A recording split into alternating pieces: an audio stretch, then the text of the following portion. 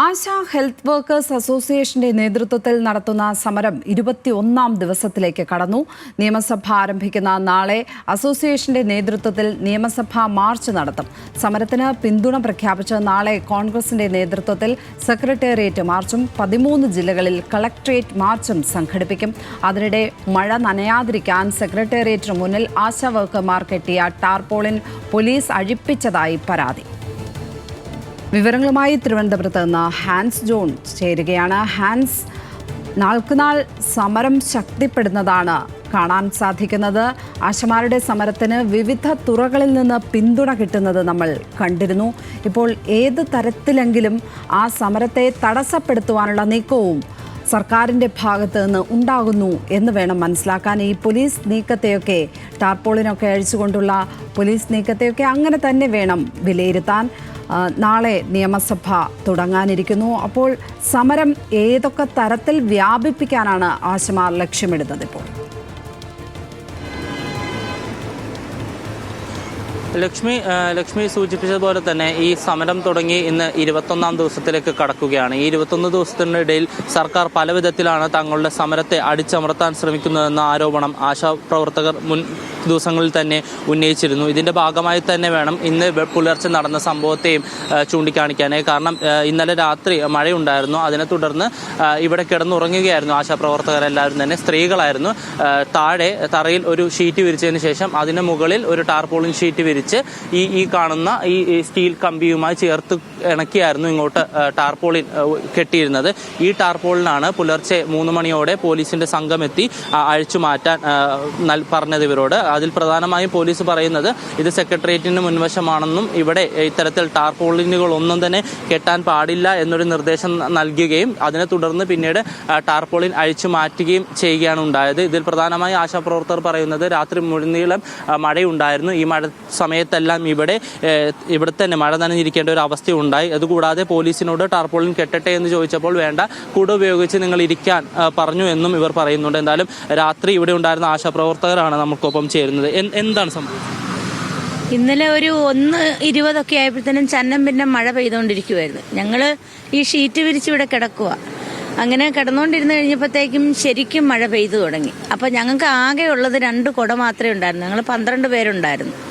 അപ്പോഴ് നല്ല മഴ പെയ്തപ്പോഴത്തേക്കും ഞങ്ങൾക്ക് നിൽക്കാൻ പറ്റില്ല, ആ കുടയിൽ ഒതുങ്ങത്തില്ല. പിന്നെ ഓരോരുത്തർ കസേര എടുത്ത് മുകളിലൊക്കെ വെച്ചു. പക്ഷെ നല്ല ശക്തിയായ മഴയായിരുന്നു.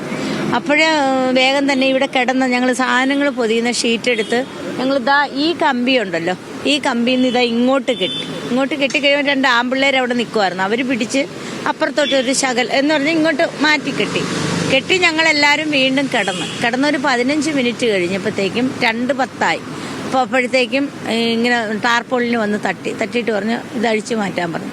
ഞങ്ങൾ മഴയാണെന്ന് പറയണ്ട, മഴയാണ് പെയ്തുകൊണ്ടിരിക്കുക. അപ്പോഴ് ഞങ്ങൾ ഒരറ്റത്തുനിന്ന് ഞാനിവിടെ കിടന്ന് ഉറങ്ങി പോയായിരുന്നു. അപ്പോൾ എൻ്റെ തൊട്ടടുത്ത് കിടക്കുന്ന ഈ കൊച്ചാ, അവളും ഉറങ്ങി. ഞങ്ങൾ 2 എണ്ണവും കിടന്നുറങ്ങി. അപ്പോൾ ഈ കൊച്ച് പെട്ടെന്ന് തന്നെ എണീറ്റിട്ട് ടാർപ്പ ഇല്ലാതായി ശരിക്കും നനഞ്ഞു. ഞങ്ങളെല്ലാവരും നന്നായി നനഞ്ഞു. അത് പോലീസുകാർ കണ്ടിട്ടാണ് പോണത്. ഞങ്ങൾക്ക് അവരോട് ദേഷ്യമൊന്നുമില്ല. ഞങ്ങൾക്കറിയാം അവരുടെ ഇഷ്ടത്തിനനുസരിച്ച് ചെയ്തതല്ല, അധികാരികളുടെ നിർബന്ധത്തിന് വഴങ്ങി ചെയ്തതാണെന്ന് ഞങ്ങൾക്കറിയാം. അവരോട് ഞങ്ങൾക്ക് പേടിയോ വിഷമോ ഒന്നുമില്ല. പക്ഷെ ഞങ്ങൾ സുരക്ഷിതരായിട്ടിരിക്കേണ്ട സ്ഥലത്താണ് ഈ രീതിയിൽ ഞങ്ങളോട് പ്രവർത്തിച്ചത്. ഞങ്ങളെ നാളത്തെ എല്ലാ തരത്തിലും ഞങ്ങളോട് പയറ്റി നോക്കി. പക്ഷേ അത് രക്ഷയില്ലെന്ന് കണ്ട് അവസാനമാണ് ഈ അറ്റകൈ പ്രയോഗിക്കാനാണ് സർക്കാരിൻ്റെ നീക്കം. ഞങ്ങൾ സുരക്ഷിതത്വം തേടി വന്നതാണ് ഇവിടെ. ഞങ്ങൾ സ്ത്രീകളാണെന്നുള്ളൊരു ബോധം പോലും ഇല്ലാതെയാണ് ഞങ്ങൾ മൊത്തം നനഞ്ഞു ഇന്നലെ.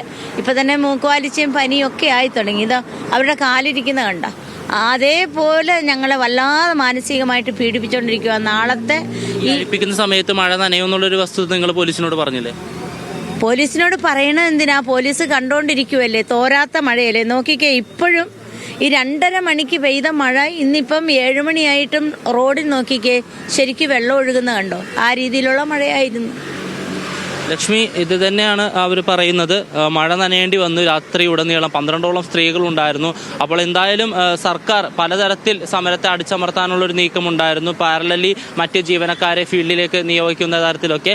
അപ്പോൾ ഇത് ഈ ഒരു സന്ദർഭത്തെയും അല്ലെങ്കിൽ ഈ ഒരു സാഹചര്യത്തെയും അത്തരത്തിൽ തന്നെ വേണം വീക്ഷിക്കാൻ. എന്തായാലും നാളെ സഭ ആരംഭിക്കാനിരിക്കുമ്പോൾ നിയമസഭയിലേക്ക് മാർച്ച് അടക്കം സംഘടിപ്പിക്കാനുള്ള ഒരു തീരുമാനത്തിലേക്കാണ് ആശാപ്രവർത്തകർ കടന്നിരിക്കുന്നത്. അതിനോടൊപ്പം തന്നെ സമരത്തിന് സമൂഹത്തിന്റെ വിവിധ ഭാഗങ്ങളിൽ നിന്ന് നല്ല പിന്തുണ ലഭിക്കുന്നുണ്ട്. പ്രധാനമായും കോൺഗ്രസ് ഈ സമരം പിന്തുണയ്ക്കുന്നുണ്ട്.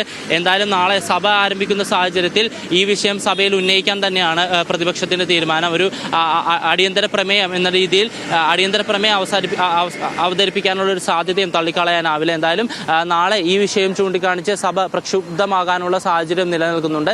എന്തായാലും വരും ദിവസങ്ങളിൽ ഇതിന്റെ ഭാഗമായി തന്നെ കോൺഗ്രസിന്റെ നേതൃത്വത്തിൽ സെക്രട്ടേറിയറ്റ് മാർച്ചും നാളെ സെക്രട്ടേറിയറ്റ് മാർച്ചും 13 ജില്ലകളിൽ കളക്ടറേറ്റ് മാർച്ചും സംഘടിപ്പിക്കുന്നുണ്ട്. എന്തായാലും സമരവുമായി തങ്ങളുടെ ആവശ്യങ്ങൾ നിറവേറും വരെ സമരവുമായി മുന്നോട്ട് പോകാൻ തന്നെയാണ് ആശാവർക്കർമാരുടെ തീരുമാനം.